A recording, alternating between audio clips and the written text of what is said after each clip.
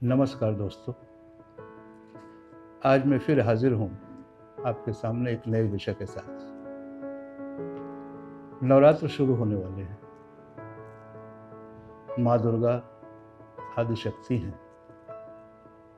वे अपने भक्तों के कल्याण के लिए अनेक रूप धारण करती हैं। बल्कि ये कहा जाए कि पूरी प्रकृति ही वो स्वयं है और प्रकृति का हर स्वरूप उनका ही रूप है, उनका ही प्रतिबिंब है और वे उन्हीं रूपों में अपने भक्तों का कल्याण करती हैं। उनके इन्हीं रूपों में औषधियां भी आती हैं। पुराणों में इसकी व्याख्या भी है, विशेषकर मार्कंडेय पुराण में इन औषधियों को 9 दुर्गा कहा गया है। ये 9 औषधियां कवच का काम करती हैं। कैसे काम करती हैं, उनके नाम क्या है, ये मैं बता रहा हूँ आपको। पहली औषधि उनके नाम से है, जिसे हरण कहा जाता है। हरण शैलपुत्री का ही एक रूप कहा जाता है और ये आयुर्वेद की प्रधान औषधि है। यह पथया, हरितिका, अमृता, हेमवती, कायसी, चेतकी और श्रेयसी 7 प्रकार की होती है और ये कई रोगों के उपचार में ये काम आती है। द्वितीय ब्रह्मचारिणी या दूसरा दिन ब्रह्मचारिणी माँ का है और उनका ये स्वरूप है ब्राह्मी। ब्राह्मी आयु और याददाश्त के लिए बहुत कारगर औषधि है। इसके अलावा ईश्वर को मधुर भी बनाती है। इसे सरस्वती भी कहा जाता है। तृतीय चंद्रघंटा, इनकी औषधि है चंदसूर।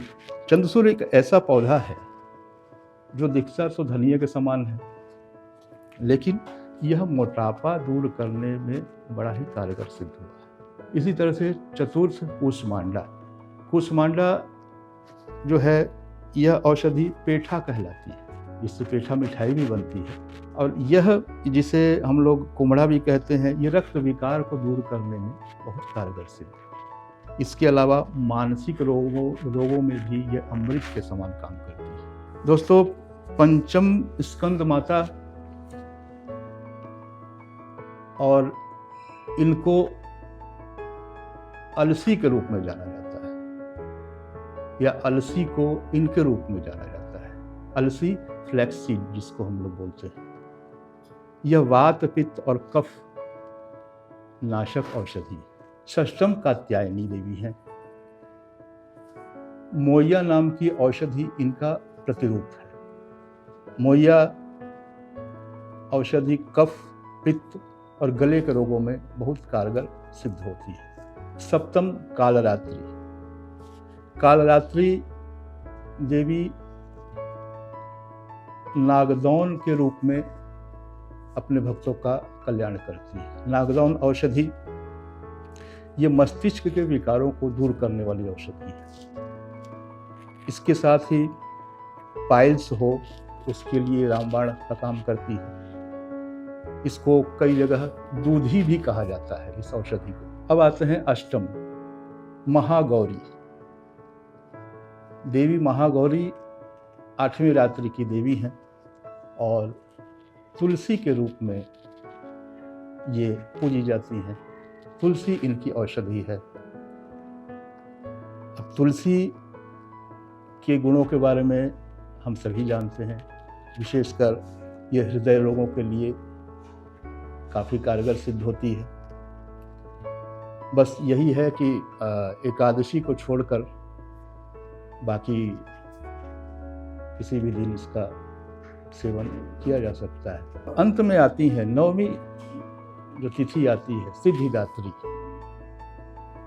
और शतावरी औषधि सिद्धिदात्री देवी का प्रतिरूप माना जाता है। शतावरी औषधि को माता सिद्धिदात्री का प्रतिरूप माना जाता है। शतावरी बहुत ही प्रसिद्ध औषधि है। यह बल, बुद्धि और विवेक के लिए बहुत उपयोगी होती है। विशेषकर प्रसूताओं के लिए या जिन माताओं को ऑपरेशन के बाद दूध कम आता है, उनके लिए ये बहुत फायदेमंद होती है। उन्हें इसका सेवन करना चाहिए। तो दोस्तों, ये थी 9 औषधियाँ जो 9 दुर्गा का प्रतिरूप मानी जाती है। उम्मीद है कि नई जानकारी आपको पसंद आएगी। इसी तरह से फिर किसी नए विषय के साथ नई जानकारी लेकर मैं आपके सामने हाजिर रहूँगा। तब तक नमस्ते।